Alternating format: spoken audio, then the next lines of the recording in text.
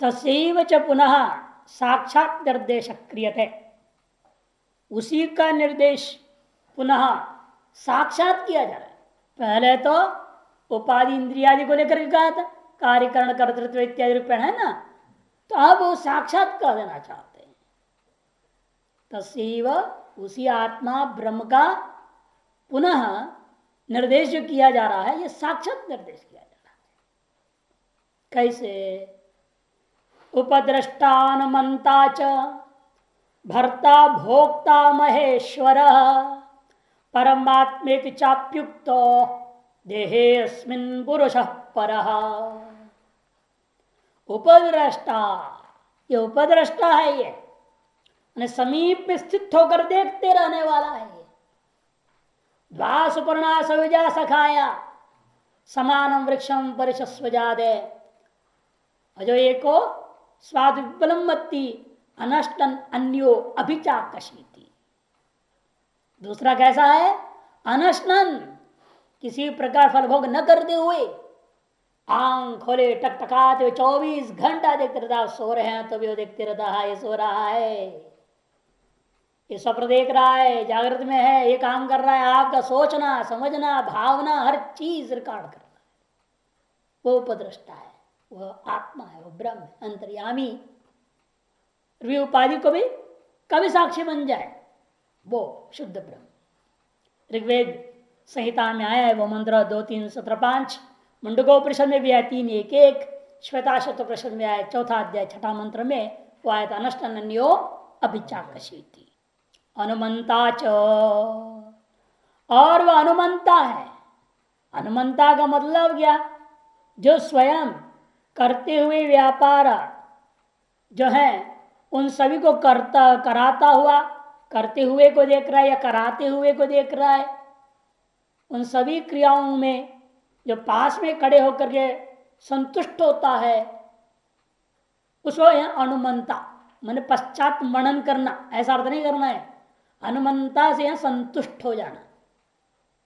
हाँ, ठीक कर रहा है, पाप कर रहा है तो भी ठीक कर रहा है, पुण्य कर रहा है तो भी ठीक कर रहा है। भगवान तो सब कुछ ठीक ही बोलते रहते हैं, और समय आने पर जो दंड देना सो दंड दे देते। अभी थोड़ी कहा दुर्योधन को तुम गलत कर रहे हो, हम शांति दूत बन के आए, तुम बता रहे 5 गांव दे दो, नहीं कहा। सुई नोक के बराबर नहीं दूंगा। दुर्योधन जब चिल्लाता, हाँ ठीक है भाई, फिर तो हम जा रहे हैं। ठीक है, वो भी ठीक है।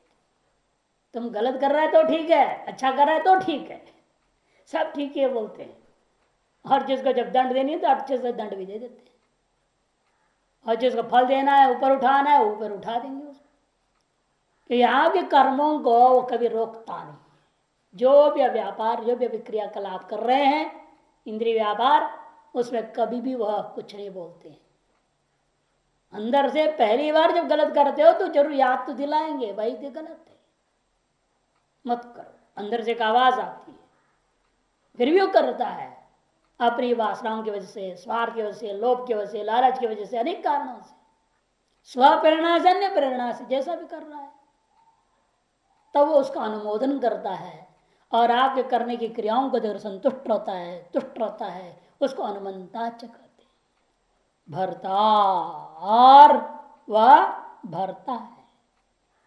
भरण करने का मतलब देह इंद्रिय मन बुद्धि इनका संहतंगा चैतन्यात्म पारार्थ्य निमित्त भूतेना, जो चैतन्य है रूपी परार्थता के लिए निमित्त भूत होकर के इन चैतन्याभासों को अपने स्वरूप धारण करने के लिए जो आवश्यक जो चैतन्य है उसको प्रदान करने, इसका नाम भरण पोषण करने वाला, ये भरता है। यदि वो चेतनता इसमें न भरे, जिंदा रहेंगे, टिकेंगे, ये इनका भरण होगा, ये खत्म हो जाएंगे।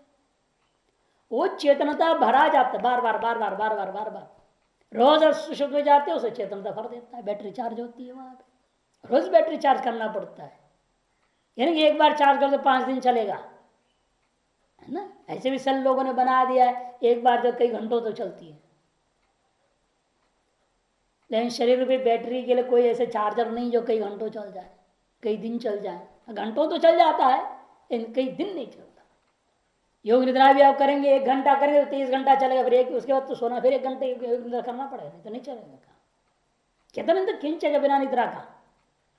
इसलिए अनिद्रावस्था को बीमारी क्यों कहा है? इसलिए कहा क्योंकि उसके बिना सारा शरीर ही खत्म हो जाएगा और चार्जिंग होना जरूरी है इसका। निद्रा से जीत ले बात अलग चीज है। निद्रा जई गुड़ा केशा, उसको नींद की जरूरत ही नहीं है, वो भी है, गलत है। युक्ताहार व्यास में क्या बोला? नाति स्वप्न शील है ये नहीं। युक्ताहार विहार से युक्त चेष्ट कर्म से युक्त स्वप्नावबोध मैंने स्वप्न वहां सोना और अवबोध मैंने जगना, दोनों में संयुक्तता होना चाहिए, दोनों में संयम। नाति स्वप्नशील से भी आया गीता में, अधिक सोने के स्वभाव वाले को भी कभी भी लक्ष्य सिद्ध नहीं हो सकता। अधिक सोना भी गलत है, अधिक जगना भी गलत है, कम सोना भी गलत है, कम जगना भी गलत है। संयत होनी चाहिए। आपके शरीर को कितना सोने की जरूरत है वो अपने आप गणना करके उतना सोना पड़ेगा, वो तय हो जाएगा। आप हमने इसलिए साधना चार्ट हम बना रहे थे ना, तो उसमें यही तो नियम हमने बनाया हुआ है सब, तो सब उसने बना के देवीदास ने हमने यह बना दिया, प्रिंट आउट भी निकाल दी। अब सोच रहे हैं साधना डायरी प्रिंट ही करा दिया जाए, 100 पन्नों का। 100 पन्ने 3 महीना, 30 या 90 दिन, 100 पन्ने का रजिस्टर छाप दिया साधना डायरी। सब कितना घंटा सोए, कितना घंटा जगे, स्वप्न कैसा स्वप्न देखे, हर चीज लिखनी है उसमें टू जेड। दिन भर भी आप क्या क्या किए हैं, जो साधना के आइटम सब लिख डालेंगे, उनमें से कौन से आइटम आज किए नहीं किए आप, उस पर लिखो सामने। एक आज मनन हमने किया है, स्वाध्याय हमने किया तो कितना घंटा किया, नहीं किया तो क्रॉस मार्क कर दो, हमने नहीं किया है। आज कोई श्लोक कंठस्थ की कि नहीं, एक किया तो कौन से श्लोक कंठस्थ करने चलो। तो 1 महीने के बाद सारा डायरी लेके आओगे, हम कहीं का भी पूछेंगे, ये रोज रोज लिख रखा है ना तुमने, ये सब श्लोक कंठस्थ किया है, तो बोल ये श्लोक बोल। देखते तो सचमुच में किया है कि ऐसे झुट्टे लिख दिया, भर दिया डायरी में, हमने सब कर दिया है। अपनी अपनी साथ सब पता करेंगे। अब कितना घंटा सोने के बाद नतीजा क्या निकला, नेक्स्ट डे आपका दिन भर कैसे चले। कम सोने से अगला दिन कैसा रहा, रात होते हुए कितने जल्दी अब थक गए, फिर आज कम सोए अगले दिन जल्दी सो के बहुत देर तक जग गए, गड़बड़ है ना। सब साधक का लक्षण नहीं है वो, संयम लाना पड़ता है। हम लोगों के साथ भी पहले ऐसे ही, अब देखो बिल्कुल 10:30 11 से पहले सोने का नाम ही नहीं है, और 4 के बाद 1 मिनट लेटने का नाम ही नहीं है। और क्या, भोजन भी संयम से करो, समय पर, और संयम भी, यानी किसी दिन ज्यादा खा लिया, एक दिन कम खा लिया। पेट अपना तय करो, आधा पेट इतना होता है, फुल पेट इतना है, आधा पेट इतना, उतना हमें खाना है। मेहनत तो है ना, दिन भर क्या करेंगे उस पर भी। मेहनत शारीरिक मेहनत तो है नहीं, शारीरिक मेहनत तो है नहीं, केवल मानसिक मेहनत है हम सबका लगभग। ऐसा नहीं कि थक जितना रहे उसका 4 गुना आप सो जाएंगे तो धीरे धीरे शरीर तमोगुणी हो जाएगा, थकान के बहाने ज्यादा सो रहे हैं आप। ये भी तो निर्णय कैसे होगा, कितनी थकान है आपकी, कितनी सोना चाहिए, निर्णय कैसे कर रहे हो आप। मैं 11 बजे सोता हूँ, 3 साढ़े 3 बजे जब तो भी स्वप्न होता है, मतलब स्वप्न पड़ता है। नहीं, स्वप्न पढ़ना कोई गलत नहीं है, किस तरह का स्वप्न पड़ता है ये इंपॉर्टेंट है। भौतिक में भी सात्विक होता है, राजसिक होता है, तामसिक होता है, भौतिक भी होता है, सभी को होता है। भौतिक तो होना और क्या है, गुरु जी दिखाई दिए भी भौतिक ही है, लेकिन गुरु जी दिखाई दिए तो अच्छा है। ऐसे आज ही हमको स्वप्न हो गया रात में, हमको क्या दिख रहे, गुरु जी की समाधि हो गई, और समाधि होने के बाद भी कई वर्षों तक समाधि पर ही थे, वो हमारी इंतजार कर रहे थे। और मैं 12 साल बाद यहाँ से पैदल निकल के गुरु जी की समाधि पर पहुंचा, और गुरु जी समाधि से बाहर सीधे उठ के जैसे हम बैठे और कह रहे कि आपकी कृपा से मेरा 12 साल की तपस्या जैसे तैसे विघ्नता निर्विघ्नता निर्विघ्नता सविघ्नता से निपट गया। तो गुरु जी बोलते हैं मैं तुम्हारे समय इंतजार कर रहा था यहाँ, अब मैं यहाँ से जा रहा हूँ। ऐसे बोल के वाक्य से चले गए। अब ये जो भविष्य 12 साल के बाद की घटना हो सकती है, नहीं भी हो सकती है, लेकिन ये जो भौतिक स्वप्न है, लेकिन अच्छी स्वप्न है, सात्विक है, बहुत बड़ी प्रेरणा मिलती है इन चीजों से। और एक मार काट दिख रही है भौतिक, वो भी है रजगुणी, लड़ाई झगड़ा हो रहा है, मेरी पिटी हो रही है, क्या फायदा। या ऐसे भी होता है स्वप्न दिखाई दिया जिसमें हम वो खुद ही अंडा मांस खा रहे, यही होता है। उठपटांग स्वप्न आते हैं ना इस तरह के, बहुत खराब स्वप्न, तामसी जो स्वप्न होते हैं। इसे स्वप्न के भी स्वरूप पर डिपेंड होता है ना, किस तरह का आ रहा है। और ये तो दिन में सोना तो वैसे भी खराब है, और दिन में नींद करना ही खराब थी, और उससे सपना है तो खराब ही आना है, और क्या आना है उसमें। तो ये सब निर्भर होता है रात्रि आप क्या सोचते हुए सोए, चिंतन। यदि आप शास्त्र पढ़ते पढ़ते सो जाएं, शास्त्र में मेहनत किया, मेहनत करते उसका लक्षण किया, पानी वानी थोड़ा पी ले, जैसे नहीं या नहीं पिया, जो भी हो अपना सो गए, तो वो कभी खराब स्वप्न नहीं आएगा। अब आदमी क्या है कि पढ़ लिया, थक गए हैं, चलो इधर उधर घूम रहा है, कुछ और सोच रहा है, अन्य वासना जग जाएंगे ऑटोमेटिकली। अन्य वासना जग करके तो अन्य चिंतन आकर के सो गए तो निश्चित रूप से स्वप्न खराब आएगा। से शास्त्र चिंतन हो या जब तब करते हुए तुरंत सो जाए तो कभी खराब स्वप्न नहीं आ सकता। भर्ता भोक्ता, और भोक्ता भी है ये, और कहते भर्ता के बाद भोक्ता। इंद्रियों को, हम इस पर बोल रहे थे ना, इंद्रियों को सामर्थ्य देने से चेतनता देता है, इसलिए इसका नाम भर्ता है। भोक्ता अग्नि के उष्णता के समान निश्चित स्वरूप के द्वारा बुद्धि सुख दुख मोह, बुद्धि जो क्या करती है, सुख दुख मोह आदियों का भोग करती है, इसलिए इसको भोक्ता कह दिया। महान हो तो ईश्वर है वो महेश्वर, कि भरता इसलिए भी कि एश भूताधिपति, बृहदारण्यक में कहा 4:4-22 में, एश भूताधिपति, भूतों का अधिपति है ये, इसलिए भी वो भरता है। बुद्धि के द्वारा जो सुख दुख मोहादियों का अनुभव किया जाता है, प्रत्यय होता है, सर्व विषय का विषयों को विषय करता हुआ जो चैतन्य आत्मग्रस्त अनुभव में आता है, ऐसे लगता है जैसे कि बुद्धि में ही चेतनता हो, वैसा नहीं है। वास्तव में वह चेतनता का कारण होने से बुद्धि में चेतन के कारण होता ब्रह्म है ये, ऐसे इस ब्रह्म को भी भोक्ता कहता है। वास्तव भोक्तृत्व कहाँ है, बुद्धि में, अरे बुद्धि में भोक्तृत्व आया है चेतनता के कारण से, चेतन न हो तो बुद्धि में भोक्तृत्व कहां से होगा। इसीलिए उस चेतन को ही हम वास्तविक भोक्ता कह देते हैं। महेश्वर, महान होता हुआ ईश्वर है वो। महेश्वर का भी अनेक व्युत्पत्ति हो जाएगी, सर्वात्मा होने के कारण से, सभी का आत्मा है, सर्वव्यापक होने से महेश्वर है, अथवा स्वतंत्र होने से वो महेश्वर है, अथवा विभू होने से वह महेश्वर है। परमात्मा इति चाप्युक्त, और परमात्मा इस शब्द से भी उसको कहा गया, वो परमात्मा है, परम पुरुष है, पुरुषोत्तम है, इतने शब्दों से उसको कहा जाता है। कहाँ रहता है वो, देहे अस्मिन पर पुरुष, जिसी शरीर के अंदर वह पर पुरुष का अनुभव होता है। भाष्य उपद्रष्टा, इसकी भी 3 व्याख्या करेंगे उपद्रष्टा का। उपद्रष्टा मैंने समीपस्थ संद्रष्टा, समीप में स्थित होता हुआ देखता है। क्या है ब्रह्म ऐसा है क्या जो समीप में खड़ा होकर देख रहा हो हमें? यद्यपि विग्रह वाक्य समास का तो यही बनेगा, समीपस्थ सन दृष्टा। इसका अर्थ क्या लेना पड़ेगा, स्वयं बता रहे आगे। स्वयं अव्याप्रद यथा ऋत्विक यजमानेशो यज्ञ कर्म व्याप्रदेशो तटस्थो अन्यो अव्याप्रत यज्ञ विद्या कुशल ऋत्विक यजमान व्यापार गुण दोषाणाम इच्छिता तद्वत्, उसी प्रकार है ये। दृष्टांत कर्मकांड में दे रहे हैं, जैसा कर्मकांड में क्या होता है, ऋत्विक होते हैं 16 और यजमान यजमान पत्नी 2, कुल मिला के 18 लोग यज्ञ कर रहे हैं। उन यज्ञ कर्म में व्यापृत मान यज्ञ के कर्मकांड को करते रहने वाले 18 लोगों में से भिन्न तटस्थो अन्यो, इन सबसे अलग, और वो स्वयं कैसा है, वो अव्यापृता, यज्ञ कोई कर्म नहीं कर रहा, चुप बैठा हुआ है। वो 18 के 18 कुछ न कुछ कर्म करते रहते हैं, और ये जो अलग है ये या तो 19वां माना जाता है, आचार्य करके वर्ण कर देते हैं उसको, अथवा 18 में से एक है ब्रह्मा नाम का जो चतुर्वेद ज्ञान रखने वाला, वो अलग बैठा रहता है चुपचाप।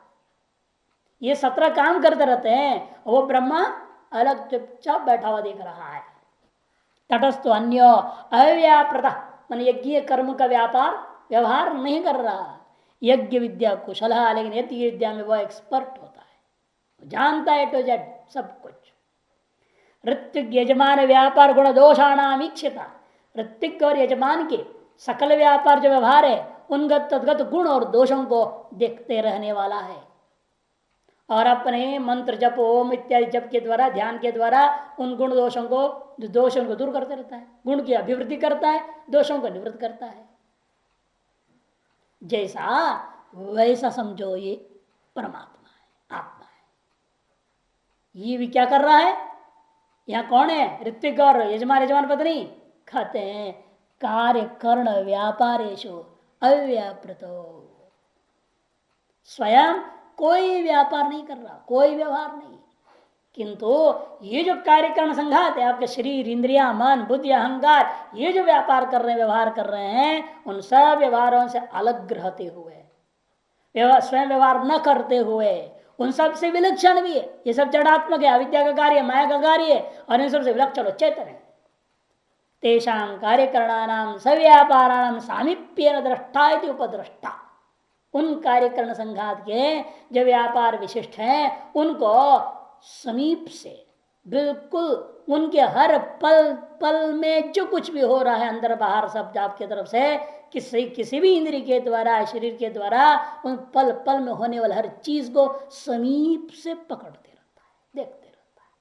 ये सर्वव्यापक आत्मा है, ब्रह्म है, इसलिए वो आपके हर पल पल के हर व्यवहार को देख रहा है, जान रहा है, इसलिए उसका नाम उपद्रष्टा पड़ गया। अथवा दूसरी व्युत्पत्ति कर रहे, देखो देह चक्षुर मनोबुद्ध्यात्मानो दृष्टा। ये दृष्टा है, सब दृष्टा ही है, समझो। शरीर भी दृष्टा है, चक्षु भी दृष्टा है, मन भी दृष्टा है, बुद्धि भी दृष्टा है, सबको दृष्टा कह सकते हैं। दृष्टा रह तेषाम बाह्यो दृष्टा, उन सब से बाह्य मने भिन्न विलक्षण जो दृष्टा है वो आत्मा है। इन सब से भिन्न और इन सब से विलक्षण जो दृष्टा है वो आत्मा है, वो ब्रह्म है, वो चेतन है। कहते ये कैसा आपने कह दिया, कहां से कहां तक अवधि लेना, इसको भी बाह्य कह दिया आत्मा को आपने। तो कहते देह तथा आरभ्य अंतरतमश्च, देह से आरंभ करके अत्यंत भीतर में रहने वाला अंतरतम प्रत्यक समीप आत्मा इति उपदृष्टा। देह से आरंभ करके भीतर भीतर भीतर जाओ, देह हो गया, देह के भीतर कौन है? ऐसे भी सूक्ष्म, इससे भी भीतर, उसके भी अंतरतम ज्ञान कर्म इंद्रिया, कर्म इंद्रिय से भी अंतरतम ज्ञान इंद्रिया, ज्ञान इंद्रिय से भी अंतरतम मन, उससे अंतरतम बुद्धि अहंकार, इस पर अंदर जाओ, अंदर जाओ, अंदर कौन? लास्ट में प्रत्यक तत्व है, आपकी अपनी आत्मा है, वही आपका समीपतम है, उसका भी जो दृष्टा। इसलिए वहां कहा ना तैत्रोपनिषद में द्वितीय वल्ली ब्रह्मांड वल्ली में आता है, दूसरे मंत्र में तस्मात् वा तस्मात् अन्य रसम याद अन्यो अंतर आत्मा प्राणमय। प्राणमय से अन्योंतर आत्मा मनोमय, मनोमय से अन्योंतर आत्मा विज्ञानमय, विज्ञानमय से अन्योंतर आत्मा आनंदमय, आनंदमय से अन्योंतर आत्मा नहीं है, किंतु आनंदमय की पुच्छम प्रतिष्ठा, ब्रह्म पुच्छम प्रतिष्ठा, उसका अधिष्ठान ब्रह्म, उसका भी दृष्टा और आनंदमय का भी साक्षी, आनंदमय का भी दृष्टा। वो पुच्छ के समान पुच्छ अधिष्ठान है, वो ब्रह्म है, उसलिए इसका नाम भी पड़ गया उपदृष्टा। यथा परो अंतरो नास्ति दृष्टा, क्योंकि वो जब परब्रह्म परमात्मा से भिन्न कोई दूसरा दृष्टा है ही नहीं। यथा मैंने जिसलिए पर मैंने परब्रह्म परमात्मा से अंतर, उससे भी सूक्ष्म, उससे भी भीतर, उससे विलक्षण, उससे अन्य कोई दृष्टा नास्ति। सो अतिशय सामीप्येन दृष्टता उपदृष्टा स्यात्, जिसलिए वह इस प्रकार अतिशय सामीप्य के से दृष्टा होने के नाते उसको उपदृष्टा कर दिया। अनेक दृष्टाएं, इन सबको हम दृष्टा ही मान रहे, शरीर को भी दृष्टा बोल दिया है, उससे भी सूक्ष्म जो वो भी दृष्टा ही है, उससे भी सूक्ष्म दृष्टा है, अंतर अंतर बाहर बाहर सारे दृष्टा ही है। इसलिए बाहर से भीतर की ओर आओ तो सूक्ष्म सूक्ष्म अंतर अंतरतम अंतरतम अंतरतम आपका आ रहे हैं, एक से एक अंदर वो सब दृष्टा ही है। उन सभी दृष्टाओं का भी मूलभूत दृष्टा, जिससे भिन्न, जिससे विलक्षण, जिससे सूक्ष्म, जिससे भी अन्य, जिससे भी अंतरतम कोई और दृष्टा नहीं है, वो आत्मा, वो ब्रह्म ही उपदृष्टा। ये दूसरी उत्पत्ति। अब तीसरी, यज्ञोपदृष्टवा सर्व विषयीकरणाद उपदृष्टा। यज्ञ की उपदृष्टा के समान अथवा पहला वाला में जो दृष्टांत वही दृष्टांत को लेना, अंतर इतना कर देना है। वहां सकल व्यापारों को लेकर के था, गुण दोष को देखने वाला करके, अब अंतर इतना कर दिया सकल विषयी करना, सकल चीजों। जैसे वहां जो बैठा है ब्रह्मा या आचार्य, क्या करते हैं वो सकल विषयों को देख रहे हैं, केवल गुण दोष से मतलब नहीं, भी सबको देख रहा है, सकल विषयों का दृष्टा है। उसी प्रकार से आत्मा चैतन्य जो साक्षी है वो आपकी तरह सकल इंद्रिय इत्यादि सारी चीजों की तरह होता है, सकल विषयों का दृष्टा है। सर्व विषयीकरण, सकल विषयों को विषयी कर लेने वाला, उनका प्रकाशन करने वाला, उन सबका साक्षीभूता होने से इसका नाम पड़ गया उपदृष्टा। इस तीन व्युत्पत्ति के द्वारा समझा दिया। अनुमंता, अब दूसरे आता है अनुमंता च अनुमोदनम इति अनुमननम, अनुमोदन करना। हाँ हाँ ठीक है बहुत बढ़िया, और करो, बिगाड़ रहे तो और बिगाड़ दो, अच्छा कर रहे तो और अच्छा करो, ऐसा जो प्रोत्साहन देने वाला को अनुमोदन करना। अनुमननम कुर्वत्सु तत्क्रियासु परितोषा तत्कर्ता अनुमंता च, पहली व्युत्पत्ति। कहने का मतलब है अनुमनन करने का मतलब क्या, कर रहे हैं कुछ लोग, कोई कुछ काम कर रहे हैं, मान लो कुर्वत्सु तत्क्रियासु, करते हुए लोगों के द्वारा किए जाने वाली क्रियाओं में परितोष को भी व्यक्त कर रहा है। हाँ हाँ बहुत बढ़िया कर रहे हो, हाँ चलो चलो और अच्छा करो करो, ऐसा जो बोलना, ऐसा जो परितोष को करने वाले का नाम ही अनुमंता। ऐसे परमात्मा भी अनुमंता है। अथवा दूसरी उत्पत्ति करते हैं यहां, अनुमंता कार्य कर्ण प्रवृत्तिषु स्वयं अप्रवृत्तोपि प्रवृत्त इव तद अनुकूल भी भाव्यते तेन अनुमंता। कार्य करणों की प्रवृत्ति में स्वयं यदि प्रवृत्त होता नहीं है, लेकिन प्रवृत्ति के समान हो गया, ऐसा मान लिया जाए। क्यों, आपकी प्रवृत्ति अनुकूल आपका चेतनता साथ दे रहा है। आप गुस्सा होना जा रहे हैं, चेतन खींच दे पीछे की ओर, तो आप गुस्सा ठंडा हो जाएगा तुरंत ही। क्या अंदर से बैटरी चार्ज नहीं हो रहा है ना, वो खींच रहा है अंदर किधर, नहीं बोल रहा है चेतन, तो क्या करोगे। ऐसा कभी होता नहीं। लेकिन आप गाली देना चाहते हैं तो अंदर से गुस्सा को सपोर्ट करते हुए चेतन कर देगा, मार गाली और दो, और धक्का देता है, और गुस्सा करो बोलता है चेतन। आपके जो भी क्रिया है उसका जो है वो साथ देते रहता है, बल्कि और करने को पूरा सपोर्ट करता है ना। भैंस गई पानी में, कहावत है, वो जा रही तो और जाएगा, आप कितना भी करो जाएगा, कंट्रोल नहीं हो सकता। ब्रेक फेल गाड़ी जैसे, वो जितना भी इधर उधर करने की कोशिश करते रहो, भागेगा जितना वेग है, जाओ उतर रहा है जा रहा है, कौन कंट्रोल करे, आसान थोड़ी है। तो वही हाल है यहाँ, इसलिए कहते हनुमंता है वो हनुमंता, क्योंकि आपके द्वारा किए जो जितने भी क्रियाएं हैं, कार्यकारण की प्रवृत्ति है, स्वयं प्रवृत्ति होता नहीं, इन प्रवृत्ति के समान होता है, क्योंकि तद अनुकूल भी भावित है, आपकी प्रवृत्ति अनुकूल वह भी जो है भाषित होता है, इसलिए उसको हनुमंता कहते हैं न अनुमंता, इसलिए उसको हनुमंता भी कहते परमात्मा को। तीसरी उत्पत्ति अथवा प्रवृत्तान स्व्यापार साक्षीभूत कदाचित भी न निवारयति हनुमंता। प्रवृत्त लोगों को अपने व्यापारों में, प्रवृत्त लोगों को स्व्यापार से प्रवृत्तान पुरुषान, अपने अपने व्यापार में अपने अपने क्रियाकलाप में प्रवृत्त लोगों को उनका साक्षीभूत होने के कारण से कदाचित भी न निवारयति। जब तीसरे तो बहुत ही कठिन कर दिया। हम लोग तो कभी कभी अंदर से मना आता है, आवाज आता है, मानते हम लोग, मना करता है मत करो, लेकिन कहा दिया भाष्यकार तीसरी अर्थ ऐसा कर दिया कदाचित भी न निवारयति, कभी निवारण नहीं करता। जोश सर्वकर्माणी वाली बात है, कभी निवारण नहीं करता। चाहे आप गलत करो जो सही कर रहे हो, आप गड्ढे में जा रहे हो जाओ बोलता और धक्का देता बल्कि वो, और जाओ खूब जाओ, बढ़िया से गिरो मरो।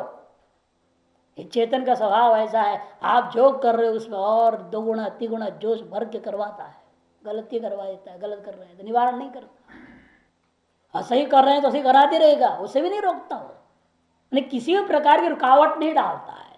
एक चेतन का धर्म है। जैसे सूर्य भगवान है, ऐसा है ही भी है, ऐसा वास्तव में ही है। सूर्य आपको कोई रोकता है क्या, ये मत करो मत करो, चोरी मत करो, बोलता है क्या वो। आप अच्छा कर्म कर रहे हैं तो करने दे रहा है, बुरा कर्म कर रहे हैं तो करने दे रहा है, मना तो कभी नहीं कर रहा। जो चाहो जैसे चाहो आप कीजिए। इसलिए कहते हैं यहाँ कि कदाचित भी नहीं निवायती थी अनुबंधा, कभी वो निवारण नहीं करता, इसलिए जो है उसको अनुबंधा कहते। तीन व्युत्पत्ति उपदृष्टा में भी, तीन व्युत्पत्ति अनुबंधा में भी कर दिया। भर्ता भरणम नाम देहेन्द्र मन बुद्धि नाम सहता नाम चैतन्यात्म प्रार्थेन निमित्त भूतेन चैतन्याभासा नाम यत् स्वरूप धारणम तैतन्यात्म कृतम एव इति भर्ता आत्मा इत्युच्यते। भरण करता है इसलिए इसका नाम भरता है। ये भरण पोषण करने का मतलब क्या? कहते देह इंद्रिय मन और बुद्धि, ये जो संहत पदार्थ है, और संहतों का काम क्या है? संघात परार्थत्वात् नियम। हमेशा कोई भी संघात है वह अपने लिए नहीं होता, वह दूसरे के लिए होता है। मकान मकान के लिए नहीं है, मकान आपके लिए। इस तरह शरीर शरीर के लिए नहीं होता, शरीर आपके लिए है। मन मन के लिए नहीं है, मन आपके लिए। बुद्धि बुद्धि के लिए नहीं, बुद्धि आपके लिए। हर चीज ले लेना। इसलिए शरीर इंद्रिय मन बुद्धि जो संहत है चैतन्यात्र पारार्थ ना, चैतन्य रूपी जो आत्मा, यही परार्थ है, इसके लिए ही हुआ करते सारी चीजें। इसको जानने के लिए सारी चीजें बनी हुई हैं, आत्मा को जानने के लिए बने हुए थे ये सब। पारार्थेन निमित्त भूतेन चैतन्याभासा नाम, निमित्त भूत उनके द्वारा, जो कि कैसे हैं वो संहत, देह इंद्र मन बुद्धि चैतन्य आभास है। देखने में चेतन जैसे लगते हैं लेकिन ये सब जड़ है। ये सब क्या है? जड़ है। और उनमें चेतन जो दिख रहे से आप उनमें चैतन्य मत समझिए, वास्तव में सब चैतन्य आभास है। इसे चैतन्य आभासा नाम देहेन्द्र मन बुद्धि नाम सहता नाम, सब षष्टंत इकट्ठा ले लो। चैतन्य तो पारार्थ निमित्त भूतेन यत् स्वरूप धारणम, चैतन्य रूपी आत्मा का परार्थ तथा मोक्ष रूपी फल सिद्धि करने के लिए जो ये अपना स्वरूप धारण कर बैठे हुए हैं। बुद्धि अपने स्वरूप की धारण क्या करने की है? निश्चयात्मिका है। मन अपना स्वरूप क्या धारण किया हुआ है? संकल्प विकल्पात्मक है। चक्षु अपने स्वरूप क्या धारण कर रहा है? रूप दर्शन कराना। इस तरह हर इंद्रियां, हर मन बुद्धि शरीर सारा का सारा अपना अपना क्रियाकलाप के एक विशिष्ट स्वरूप धारण किए हुए हैं। तच्चैतन्यात्मकृतम एवं, वह अपना अपना जो स्वरूप धारण इनके द्वारा किया हुआ है वह चैतन्य रूपी आत्मा की कृपा से ही है, आत्मकृत ही है। ये चैतन्य आत्मरूपी अधिष्ठान को हटा दिया जाए, इनके स्वरूप कुछ भी नहीं टिकने वाला है। जैसे बार बार कहता हूं मैं, जिस हिस्से की कपड़ा निकाल दो अब कहो वहां चित्र टिक जाए तो कहां टिकेगा। एक बार ऐसे ही लोगों ने एक बैनर लिखवा दिया, बैनर होते ना टांगते हैं इधर उधर, बाद में वो हवा के कारण से जगह छेद कर दी जाए, छेद करने लग गए इधर उधर इधर। छेद कर दिया, ऐसे जगह छेद कर दिया वो बिंदी गायब हो गई। जो बिंदी रखते ना ऊपर, इंदु था वो, इंदु, बिंदी चली गई। अब नाम क्या पड़ेगा आदमी? इदु। इदु हो गया। ऐसे ही चुनाव चिन्ह होता है ना, चू ची रस होता है, चू रस होता है और ची भी रस होता है, चुनाव चिन्ह। और चू को ऊ मात्रा कट गया इधर की, अब यो तो इतने से रह गया ना गोल, और उसको धीरे चू पढ़े गया, चू ची हो गया, उल्टा अर्थ हो गया। ऐसे गड़बड़ हो जाता है। यदि अधिष्ठान का हिस्सा निकाल दिया जाए तो चित्र तो टिकता नहीं, और चित्र नहीं टिकेगा मतलब क्या? जरा गड़बड़ी हो गया। इधर से यहां पर भी है, यदि चेतन धर्म आत्मा न रहे, अधिष्ठान न रहे, है बुद्धि आदि चित्र कहां टिकेगा? ये धारण कैसे करेंगे अपने स्वरूप को? अपने स्वरूप धारण कभी नहीं कर सकेंगे। इसीलिए इस आत्मा को कहा दिया गया भरता है, इन सकल देह इंद्रिय मन बुद्धि आदियों को भरण पोषण करता है अपनी चेतनता प्रदान करके। भोक्ता अग्निवत, अग्नि का उष्णता के समान नित्य चैतन्य स्वरूपेण बुद्धि सुख दुख मोहात्मका प्रत्या सर्व विषय विषया चैतन्यात्मग्रस्ता इव जायमाना विभक्ता विभाव्यन्ति भोक्ता आत्मा उच्यते है। भोक्ता है ये, आत्मा को भोक्ता कहा गया। क्यों? अग्नि की उष्णता के समान नित्य चैतन्य स्वरूप के द्वारा बुद्धि के सुख दुख महत्व का प्रत्यय, सुख दुख और महत्व जो प्रत्यय सर्व विषय विषया, जो सकल विषयों को विषय करने वाले हैं, चैतन्य आत्मग्रस्ता, चैतन्य रूपी आत्मग्रस्त होने के नाते इव, चैतन्यग्रस्ता इव जायमान के समान उत्पन्न होता हुआ विभक्त विभवंत, विभक्त जो विभाषित हो रही थी, इसलिए इसका नाम भोक्ता आत्मा तुच्छ है। इस आत्मा को भोक्ता शब्द से कह दिया गया। महेश्वर सर्वात्मत्वा स्वतंत्रत्वाच महान ईश्वर स्थिति महेश्वर। देखो, सर्वात्मत्वात् महेश्वर, स्वतंत्रत्वात् महेश्वर, महान चो ईश्वर स्थिति महेश्वर मैंने व्यापक होने से भी वह महेश्वर कह दिया। आगे ना जहां भी महात्मा महेश्वर ऐसा तो महत शब्द का अर्थ नहीं होता है, हमेशा व्यापक अर्थ आप नहीं ले सकते। अब आप यहाँ सन्यासी महात्मा करे उसको व्यापक कहो तो कैसे कटेगा? आप उसको स्वरूप दृष्टि व्यापक कहो तो सारे ही के यही महात्मा थोड़ी है। आप भी के गृहस्थी के कुत्ता बिल्ली सब महात्मा ही है, व्यापक है उसकी भी आत्मा। परमार्थ दृष्टि सबकी आत्मा व्यापक ही है, एक ही आत्मा अनेक तो है भी नहीं। इसे शब्द पर डिपेंड और कहाँ शब्द का प्रयोग हो रहा है, ब्रह्मज्ञानी के लिए प्रयोग हो रहा है तब तो महात्मा शब्द का अर्थ महत शब्द का व्यापक ले सकते हैं। या जैसे यहाँ हुआ ईश्वर साक्षात ब्रह्म के, ये भी है ना साक्षात ब्रह्म के लिए कार्य है महेश्वर शब्द, निर्गुण ब्रह्म के लिए कार्य है ना, इसलिए हम अच्छा शब्द का व्यापक लेने में कोई आपत्ति नहीं है। परमात्मा देहादिनाम बुद्धियंतानाम प्रत्यगात्मत्वेन कल्पितानाम अविद्या परम उपदृष्टत्वादि लक्षण आत्मा इति परमात्मा। परमत्व क्या है? यहाँ देहादि से आरंभ करके बुद्धि पर्यंत जितनी भी है इन सभी के अंदर प्रत्येगात्मत्वेन कल्पितानाम, प्रत्येक को आप क्या मान रहे हैं? आत्मा मान के चलते। कभी शरीर को आत्मा मान लिया, कभी इंद्रियों को आत्मा मान लिया, कभी मन को, कभी बुद्धि को, कभी अहंकार को, अन्य चीजों को आप आत्मत्व ग्रहण करते हो। आत्मत्व कल्पित है ये सब। किस चीज से कल्पित आत्मत्व नहीं? ये सब अविद्या, अविद्या के द्वारा प्रत्येगात्मत्व कल्पिता नाम देहादिनाम बुद्धियंता नाम परम, इन सभी में परमोत्कृष्ट वस्तु कौन है? उपदृष्टित्व लक्षण है, जिस उपदृष्टित्व लक्षण है ऐसा जो आत्मा है उसको परमात्मा कहते हैं। सो अंत परमात्मा इत्यनेन शब्देन चाप्युक्त, सो अंत वही सबसे भीतर है परमात्मा। इस शब्द के द्वारा इत्यनेन शब्देन आप, इस शब्द के द्वारा भी उसको कहाँ कहा गया है? श्रुतौ कथिता, उक्ता मने श्रुति में कहा गया है। वासौ इन ऐसा श्रुतियों में वर्णित तो परमात्मा कहाँ रहता है? कद अस्मिन देह, कहीं बाहर और नहीं ढूंढना है, इसी शरीर में रहता है। पुरुष परो अव्यक्तात्, शरीर में रहता है पुरुष। और पुरुष कैसा है?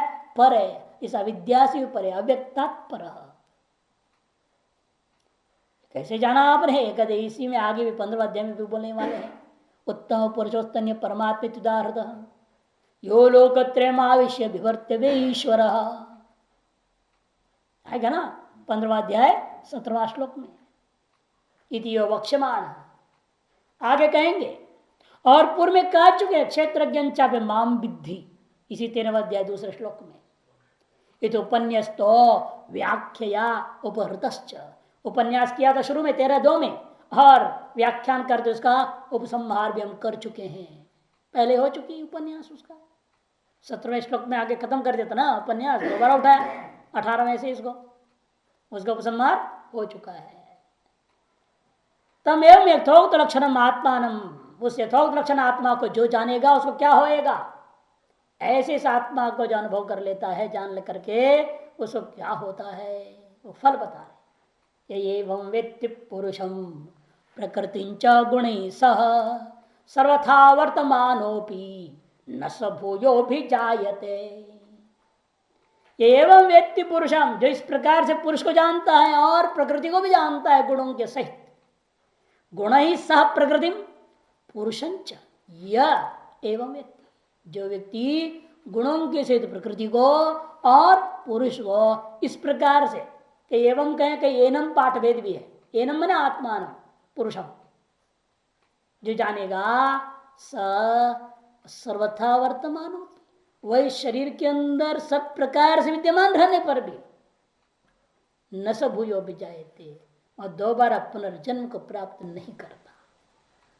यह शास्त्रार्थ होगा, ऐसे कैसे आपने कह दिया पुनर्जन्म प्राप्त नहीं होगा। न स भूयो भी जायते। भाष्यम एवं यथोक्त प्रकारेण व्यक्ति पुरुषम, एवं है भाष्यकार के अनुसार पाठ एवं ये मानना चाहिए। लेकिन कुछ लोग जो है एनम पाठ को भी लेकर के वर्णन किए हैं, विशेष रूप में द्वैत संप्रदाय वाले, माध्व संप्रदाय वाले, उनकी टीकाओं में सब एनम करके पाठ है। एवं यथोक्त प्रकारेण व्यक्ति, जो इस प्रकार से यथोक्त जो बताया गया है उपद्रष्टानुमंत इत्यादि श्लोकों से, वो जो जानता है उस पुरुष को साक्षात आत्मावेन, कैसे जानता है? बस श्लोक पढ़ लिया, श्लोक ने कह दिया वो आत्मा ऐसा होता है, ऐसे जान लिया, उसे नहीं होगा। खाते इसलिए आगे साक्षात आत्मभावे न, साक्षात अपने आत्मभाव से। कैसे हो भी आत्मभाव से, उसका और स्पष्ट कर रहा, अयम अहमिति, अयम ये जो ब्रह्म बताया गया वह मैं ही हूं, इस प्रकार से जानेगा। अयम आत्मा अहमेव, ये जो आत्मा है इसको उपदृष्टा नमनता च भर्ता भोक्ता महेश्वर कहा गया था, वह मैं ही हूं, इस प्रकार से जो जानता है। प्रकृति यथोक्ताम अविद्या लक्षण गुण स्विकार सह, और प्रकृति को भी जानता है। इसीलिए वो कैसे जानता है प्रकृति को? जब पूर्वोक्त जिस प्रकार से वर्णन किया अविद्या रूपा प्रकृति अपने गुण मने अपने विकारों के सहित सह निवर्तिताम अभावम आपादिताम विद्या सर्वथा सर्व प्रकार वर्तमान, उन विकारों के सहित उन गुणों को जानता है। जानने से जानने का मतलब क्या? पुरुष को जानना अयम अहम, और गुणों के सहित प्रकृति को जानना। कहते हैं जानना अर्थ नहीं लेना, इसीलिए सह गुण स्विकार सह अविद्या लक्षणा यथोक्ताम प्रकृति निवर्तिताम कह दिया, अभावम आपादिताम, अभाव को प्राप्त करा दिया गया, माने नष्ट हो गई। ब्रह्मज्ञान होने टिक नहीं सकती ना, वो दोनों को जानना संभव ही नहीं है, क्योंकि प्रकृति को जान सकते हो आप, और प्रकृति को जब जान रहे हो तब ब्रह्म को परोक्ष रूप में जान सकते, अप्रोक्ष रूप में। जब अप्रोक्ष रूप में जाना तो गया, अविद्या गई, सब गई चौपट, फिर वहां उसको जानना कहाँ अलग से, वो रहेगी कि नहीं? ना वो रहेगी ना उसका कार्य रह गया, तो कहां से तुम जानोगे उसको? एक कालावच्छेदन आप पुरुष की अप्रोक्षानुभूति भी हो जाए और द्वैतानुभूति भी हो जाए, दोनों हो नहीं सकता। जैसे करके करने गया ज्ञाते द्वैतम न विद्यते, जहां अपने आत्मा के अप्रोक्ष कर दिया अयम अहम करके, द्वैत अपने आप निवृत्त हो ही गया, वो रहेगी नहीं। इसलिए भले श्लोक में नहीं है निवृत्ति का कोई वाचक शब्द नहीं है, इन भाष्कर क्या कर रहे हैं? यदि आपने यह एवं व्यक्ति कह दिया, पुरुष को जान लिया, जब पुरुष को जान लिया है तो अविद्या निवृत्त हो गई माननी पड़ेगी। कि जानना कैसे हो भी? अप्रोक्ष अयम अहम करके, अप्रोक्षानुभूति है यहाँ, परोक्ष ज्ञान नहीं। जिससे अप्रोक्षानुभूति हो गई का मतलब क्या? गुणों के सहित प्रकृति की निवृत्ति हो गई। इसे भले श्लोक में ऐसा कोई शब्दावली नहीं है निवृत्ति का, इन भाष्कर जोड़ के बोल दे निवर्तिताम मने अभावम आपादिताम, अभाव भाव को प्राप्त कर गया। मैंने अभाव को कैसे प्राप्त कर गया? वो कहते विद्या, विद्या के द्वारा। कि यह ब्रह्म विद्या ने क्या किया? आपको अपने पुरुषा स्वरूपता पुरुष तत्व का अप्रोक्षानुभूति करा दिया है ना। जब विद्या के जो अप्रोक्षानुभूति हो गई तो अपने अविद्या अपने विकारों के सहित नष्ट हो जाएगी। अतएव सर्वदा सर्व प्रकार वर्तमानोपि, इस सब प्रकार से आपको भले अज्ञानी का दृष्टिकोण से ब्रह्म ज्ञान भी शरीर में है और वो खाता पीता घूमता फिरता दिखाई दे रहा है, ऐसा कहने के बावजूद भी वर्तमानोपि स भूया पुनः पतिते अस्मिन् विद्वत् शरीरे, वह पुनः भूया अस्मिन् शरीरे पतिते, इस शरीर में वापस रहता हुआ दिखाई देने पर भी देहांतराय ना भी जायते, वह शरीरांतर के लिए दोबारा उत्पन्न नहीं होता। नोत्पद्यते मन उसका पुनर्जन्म नहीं होता। देहांतरम न गृहणादित्यर्थ, दूसरे शरीर को ग्रहण नहीं करता, यह इसका अर्थ है। अपि शब्दात, यहां अपि क्यों बोला? वर्तमान अपि, स्वयं भाष्कर से महिमा बता रहे थे को यहां अपि शब्दात किमु वक्तव्यम स्ववृत्तस्तो न जायते इति विप्राय। कहने उसके बारे में कहना ही क्या है? जो स्ववृत्त है मैंने स्वनिष्ठ हो चुका है, स्वरूपनिष्ठ हो चुका है, स्ववृत्तस्थ है, वह न जायते अभिप्राय, उसके बारे में तो कहना ही क्या है? जो अपने स्वरूप में प्रतिष्ठित हो गया है उसका तो कभी जन्म होता ही नहीं है इत्यभिप्राय। तो पूर्व पक्ष कहते हैं नो यद्यपि ज्ञानोत्पत्त्यनंतरम पुनर्जन्म अभाव उक्ता, यद्यपि आपने ज्ञानोत्पत्ति के अनंतर पुनर्जन्म का अभाव कह दिया है, तथापि प्राज्ञानोत्पत्ति कृतानाम कर्मणाम उत्तर काल भाविनांच यानी च अतिक्रांतानि अनेक जन्म कृतानि तेषां फलम अदत्वा नाशो न युक्त त्रीणि जन्मानि। पूर्व पक्ष कहना है जिस जन्म में ब्रह्म का साक्षात्कार हो गया उसके बाद कम से कम 3 जन्म और उसका मानना पड़ेगा। जैसे जड़ भरत आदि दृष्टांत है ना इनके पास, इसलिए कह देंगे 3 जन्म कम से मानो। 3 जन्म कौन से कर्म देंगे उसको? कहते देखो प्रारब्ध कर्म तो शरीर के साथ नष्ट हो गया मान लेते हैं, लेकिन ज्ञानोत्तर काल में, क्योंकि मरते हुए थोड़े ज्ञान हो गया, ब्रह्म साक्षात्कार हुआ, उससे पहले कभी ब्रह्म साक्षात्कार हुआ हो, मान लो 50 उम्र उसके ब्रह्म साक्षात्कार हो गई, उसके बाद वो 65 उम्र तक जिंदा रह गया वो शरीर, तो 15 साल तक उस शरीर से जो क्रियमाण कर्म है वो बिना फल दिए कैसे नष्ट हो जाएंगे? और पहले अनेक जन्मों में जो किया हुआ कर्म है संचित, वो भी कैसे नष्ट हो जाएंगे? पूर्व पक्ष कहना है ये जो क्रियमाण है, ये मान लेंगे हम इस जन्म में जो उसने किया था कृत कर्म, वो ज्ञान के रूपी अग्नि से नष्ट हो जाएगा, वो नष्ट हो जाएंगे। लेकिन संचित नष्ट नहीं होगा, प्रारब्ध जैसा नष्ट नहीं हुआ, प्रारब्ध का शरीर भोग से नष्ट हो जाएगा, लेकिन क्रियमाण कर्म और संचित कर्म दोनों मिलकर के कम से कम उसको 3 जन्म देगा। पूर्व पक्ष ज्ञानोत्पत्ति अनंतरम पुनर्जन्मा भाव उक्ता तथापि प्राग ज्ञानोत्पत्ति कृतानाम कर्मणाम उत्तरकाल भाविनांच, ज्ञानोत्पत्ति से पहले किए हुए कर्म और ज्ञानोत्पत्ति काल भावी जो कर्म, और यानी चतिक्रांतानि अनेक जन्म कृतानि, और जो पूर्व में बीते गए अनेक जन्मों में किए गए कर्म। यहाँ तो पूर्व पक्ष तो ज्ञान की इस जन्म में ज्ञान के पूर्व काल का भी ले रहा है, वो भी फल देगा कर रहा है। अलग अलग पूर्व पक्ष होते हैं ना, एक पूर्व पक्ष का क्या मानेगा, कहेगा भाई कृत तो नष्ट हो गया मान लूंगा, लेकिन क्रियमाण संचित रहेगा। पहला वाला पूर्व पक्ष कह रहा है कृत भी है, क्रियमाण भी है, संचित है, ये 3 मिलकर के एक जन्म दे देंगे, 3 जन्म हो जाएगा। और दूसरा कहेगा कि नहीं जी कृत तो नष्ट हो जाए, ज्ञान में इतना तो सामर्थ्य मानना पड़ेगा, नहीं तो ज्ञान फायदा क्या, किसको नष्ट ही नहीं किया उसने। श्रुतियां कह रही है ज्ञान आदमी दग्ध सर्व कर्माणी कह दिया है, क्षीयते चासे कर्माणी श्रुति कह रही है, तो कौन से कर्म नष्ट हुए ज्ञान से? कुछ तो नष्ट मानना पड़ेगा, तो कहेगा चलो कृत मान लो, तो क्रियमाण और संचित 2 रह गए। तब कहेंगे क्रियमाण भी कैसे रहेगा? वैसे ज्ञान जब तक शरीर है तो ज्ञान उत्पत्ति का चुप बैठ जाएगा, वो ज्ञान अभ्यास चलती नहीं रहेगी शरीर से कर्मवशात, तो चलते रहेगा ना। जब ज्ञान के लगातार चल रहा है तो ज्ञान तो जैसे कृत इतने को नष्ट कर दिया, तो समकाल में वो क्रियमाण को नष्ट नहीं कर सकता, वो इतना कमजोर होगा है। इतने सारे को जो मार डाला वो समकाल में टट्टू बट्टू को नहीं मार सके, कैसे होगा? वो भी मर जाएगा तो संचित बचेगा।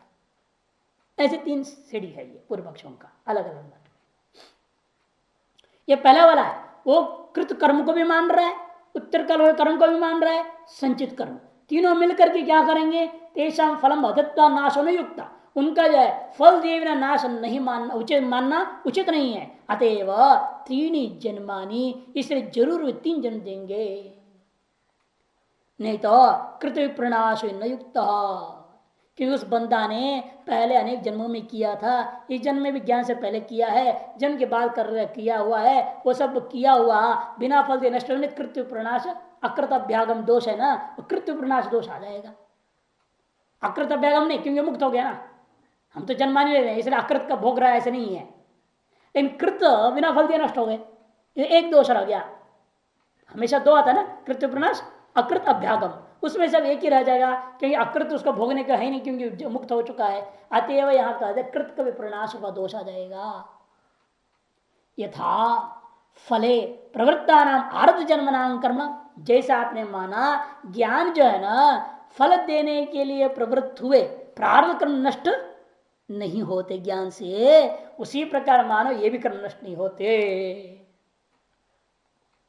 न च कर्मणाम विशेष अवगम्यते, तस्मात् 3 प्रकाराण्यपि कर्माणि 3 जन्मानि आरवेत, क्योंकि उन कर्म में कोई विशेषता नहीं, ये भी कर्म तो है ना।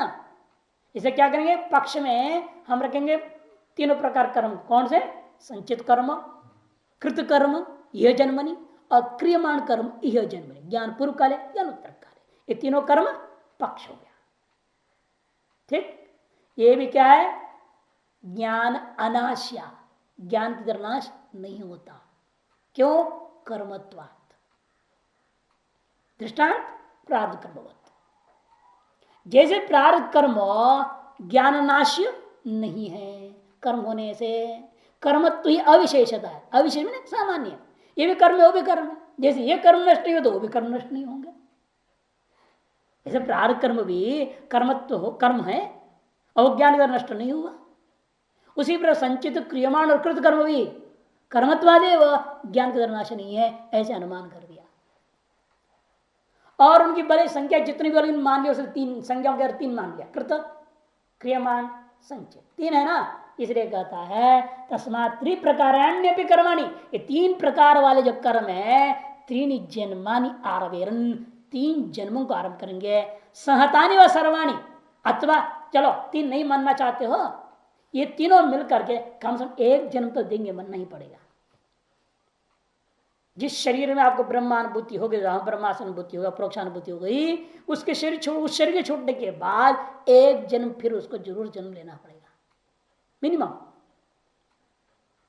तुरंत विदेह मुक्ति नहीं मानना चाहता है, उस शरीर का छूटने के बाद ही विदेह मुक्ति नहीं, जीवन मुक्त होकर के इस जन्म में जैसा रह गया प्रारब्ध की वजह से, ज्ञानोत्तर काल में जिंदा रह गया था, उसी प्रकार जीवन मुक्त होकर के एक और जन्म लेकर लेगा, उसके बाद ही विदेह मुक्त होगा।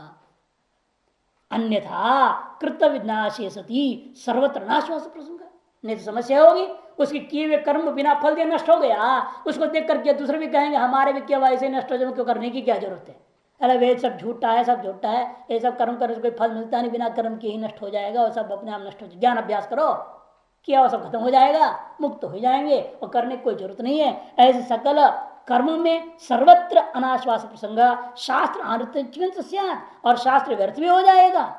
इत्यतः इदम अयुक्त मुक्तम, इसलिए भगवान ने जो कह दिया इस जगह पर बिल्कुल गलत कह दिया है। क्या गलत कहा है? न स भूयो विजायते, और उसका पुनर्जन्म नहीं होता, यह भगवान का वचन अयुक्त है। इति चेत न